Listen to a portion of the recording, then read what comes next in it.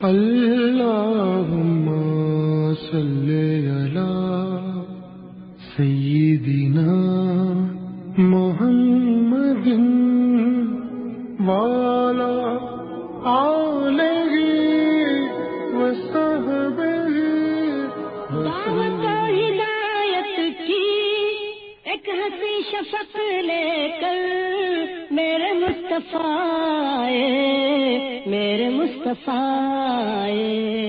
کفر کے اندھیروں میں نور کا طبق لے کر میرے مصطفیٰ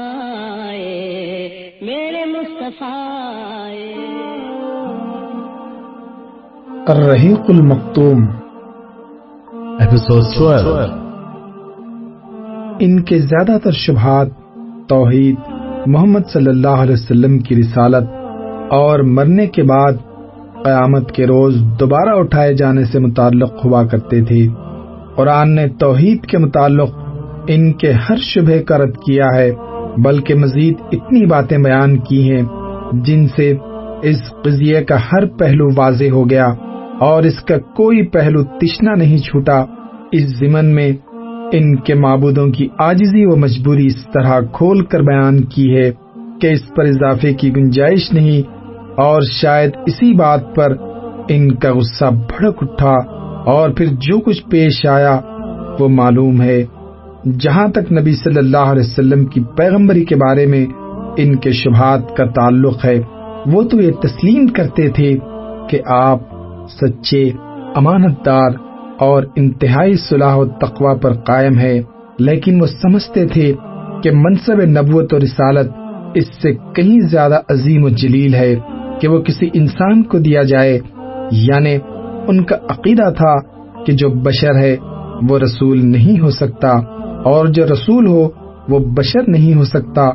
اس لیے جب رسول اللہ صلی اللہ علیہ وسلم نے اپنی نبوت کا اعلان کیا اور اپنے اوپر ایمان لانے کی دعوت دی تو انہیں حیرت ہوئی اور انہوں نے کہا، یہ کیسا رسول ہے کہ کھانا کھاتا ہے اور بازاروں میں چلتا پھرتا ہے۔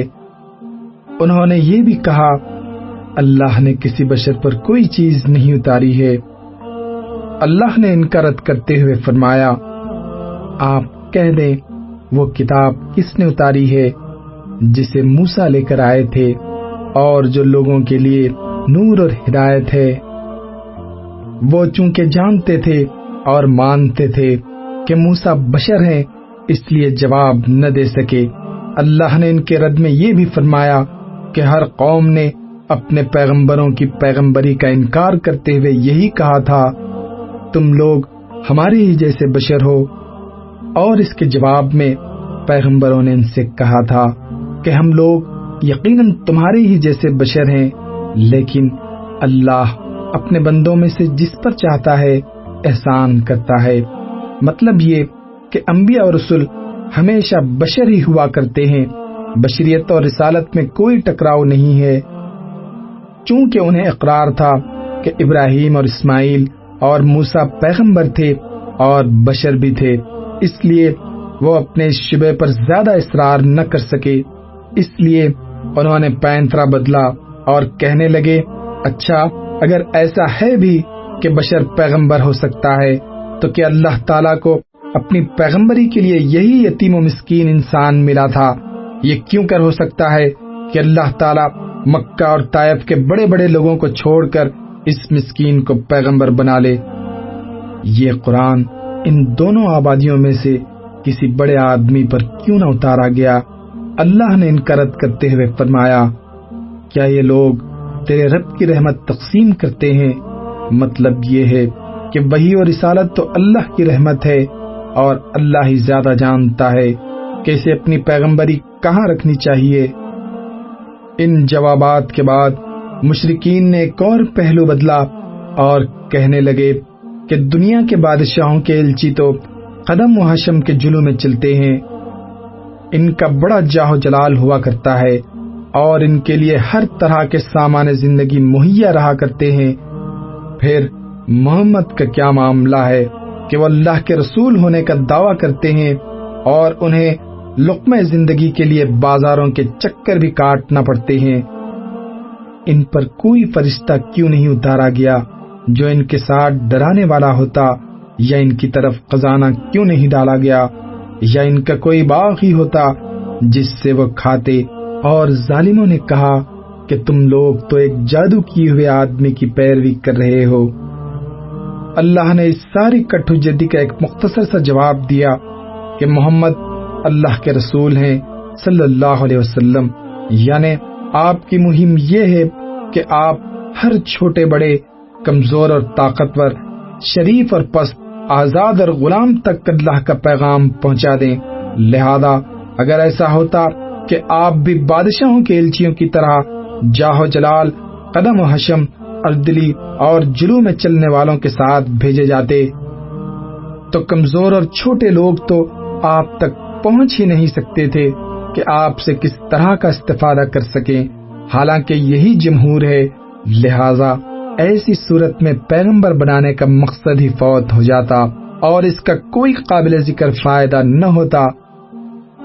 جہاں تک مرنے کے بعد دوبارہ اٹھائے جانے کے معاملے کا تعلق ہے تو اس کے انکار کے لیے مشرکین کے پاس حیرت و استعجاب اور عقلی استباط کے علاوہ کوئی دلیل نہ تھی۔ وہ تعجب سے کہتے تھے، کیا جب ہم مر جائیں گے اور مٹی اور ہڈی ہو جائیں گے تو پھر اٹھائے جائیں گے؟ کیا ہمارے پہلے باپ دادا بھی؟ پھر خود ہی کہتے تھے یہ دور کی واپسی ہے۔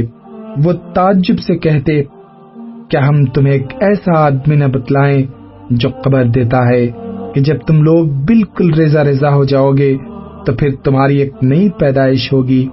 معلوم نہیں اس نے اللہ پر جھوٹ گھڑا ہے یا اس کو پاگل پن ہے۔ کہنے والے نے یہ بھی کہا، کیا موت، اس کے بعد زندگی، اس کے بعد حشر؟ امر یہ تو خرافات کی بات ہے۔ اللہ نے اس کی تردید کے لیے دنیا میں پیش آنے والے حالات پر ان کی نظر ڈلوائی کہ دیکھو، ظالم اپنے ظلم کی جزا پائے بغیر دنیا سے گزر جاتا ہے اور مظلوم بھی ظالم سے اپنا حق وصول کیے بغیر موت سے دوچار ہو جاتا ہے۔ محسن اور صالح اپنے احسان اور صلح کا بدلہ پائے بغیر فوت ہو جاتا ہے، اور فاجر اور بدکار اپنی بد عملی کی سزا پائے بغیر مر جاتا ہے۔ اب اگر انسان کو مرنے کے بعد دوبارہ نہ اٹھایا جائے اور اس کے عمل کا بدلہ نہ دیا جائے تو دونوں فریق برابر ہو جائیں گے، بلکہ ظالم اور فاجر مظلوم اور نیکوکار سے زیادہ ہی خوش قسمت ہوں گے، اور یہ بات قطعاً غیر معقول ہے اور اللہ کے بارے میں سوچا بھی نہیں جا سکتا کہ وہ اپنی مخلوق کے نظام کی بنیاد ایسے فساد پر رکھے گا۔ اللہ فرماتا ہے، کیا ہم تابع داروں کو مجرموں جیسا ٹھہرائیں گے؟ تمہیں کیا ہو گیا ہے؟ تم کیسے فیصلے کر رہے ہو؟ نیز فرمایا، کیا ہم ایمان لانے والوں اور عمل صالح کرنے والوں کو زمین کے اندر فساد برپا کرنے والوں جیسا بنائیں گے، یا کیا ہم پرہیزگاروں کو فاجروں جیسا ٹھہرائیں گے؟ اور فرمایا، کیا برائیاں کرنے والے سمجھتے ہیں کہ ہم انہیں ایمان لانے والوں اور عمل صالح کرنے والوں جیسا بنائیں گے کہ ان دونوں گروہوں کی زندگی اور موت یکساں ہو؟ برا فیصلہ ہے جو یہ کرتے ہیں۔ جہاں تک ان کے عقلی استباط کا تعلق ہے تو اللہ نے اس کا رد کرتے ہوئے فرمایا، کیا تم پیدائش میں زیادہ سخت ہو یا آسمان؟ اور فرمایا، کیا انہیں یہ نظر نہیں آتا کہ جس اللہ نے آسمان اور زمین کو پیدا کیا اور ان کو پیدا کرنے سے نہیں تھکا، وہ اس پر بھی قادر ہے کہ مردوں کو زندہ کر دے؟ کیوں نہیں، یقیناً وہ ہر چیز پر قادر ہے۔ نیز فرمایا، تم پہلی پیدائش تو جانتے ہی ہو، پھر حقیقت کیوں نہیں مانتے؟ اللہ تعالیٰ نے وہ بات بھی بتلائی جو عقلاً اور عرفاً دونوں طرح معروف ہے کہ کسی چیز کو دوبارہ کرنا پہلی بار سے زیادہ آسان ہوتا ہے۔ فرمایا، جیسے ہم نے پہلی بار پیدائش کی ابتدا کی تھی اسی طرح پلٹا بھی لیں گے۔ اور فرمایا، کیا پہلی بار پیدا کرنے سے ہم تھک گئے ہیں؟ یوں اللہ تعالیٰ نے ان کے ایک ایک شبہ کا نہایت اطمینان بخش جواب دیا جس سے ہر سوجھ بوجھ والا آدمی مطمئن ہو سکتا ہے، لیکن کفار مکہ ہنگامہ پسند تھے، ان میں استکبار تھا، وہ زمین پر بڑے بن کر رہنا چاہتے تھے اور مخلوق پر اپنی رائے لاگو کرنا چاہتے تھے، اس لیے اپنی سرکشی میں بھٹکتے رہے۔ نمبر 3، محض آرائی کی تیسری صورت۔ پہلوؤں کے واقعات اور افسانوں سے قرآن کا مقابلہ کرنا اور لوگوں کو قرآن کی سماعت سے دور رکھنا۔ مشرکین اپنے مذکورہ شبہات کو پھیلانے کے علاوہ ہر ممکن طریقے سے لوگوں کو قرآن کی سماعت سے دور رکھنے کی کوشش بھی کرتے، چنانچہ وہ لوگوں کو ایسی جگہوں سے بھگاتے، اور جب دیکھتے کہ نبی صلی اللہ علیہ وسلم دعوت و تبلیغ کے لیے اٹھنا چاہتے ہیں یا نماز میں قرآن کی تلاوت فرما رہے ہیں تو شور کرتے اور تالیاں اور سیٹیاں بجاتے۔ اللہ فرماتا ہے، کفار نے کہا یہ قرآن نہ سنو اور اس میں شور مچاؤ تاکہ تم غالب رہو۔ اس صورتحال کا نتیجہ یہ تھا کہ نبی صلی اللہ علیہ وسلم کو ان کے مجموعوں اور محفلوں کے اندر پہلی بار قرآن تلاوت کرنے کا موقع 5ویں سنہ نبوت کے اخیر میں مل سکا، وہ بھی اس طرح کہ آپ نے اچانک کھڑے ہو کر قرآن کی تلاوت شروع کر دی اور پہلے سے کسی کو اس کا اندازہ نہ ہو سکا۔ نضر بن حارث قریش کے شیطانوں میں سے ایک شیطان تھا، وہ ہیرا گیا، وہاں بادشاہوں کے واقعات اور رستم و اسفندیار کے قصے سیکھے، پھر واپس آیا تو جب رسول اللہ صلی اللہ علیہ وسلم کسی جگہ بیٹھ کر اللہ کی باتیں کرتے اور اس کی گرفت سے لوگوں کو ڈراتے تو آپ کے بعد یہ شخص وہاں پہنچ جاتا اور کہتا کہ واللہ محمد کی باتیں مجھ سے بہتر نہیں۔ اس کے بعد وہ فارس کے بادشاہوں اور رستم و اسفندیار کے قصے سناتا، پھر کہتا آخر کس بنا پر محمد کی بات مجھ سے بہتر ہے۔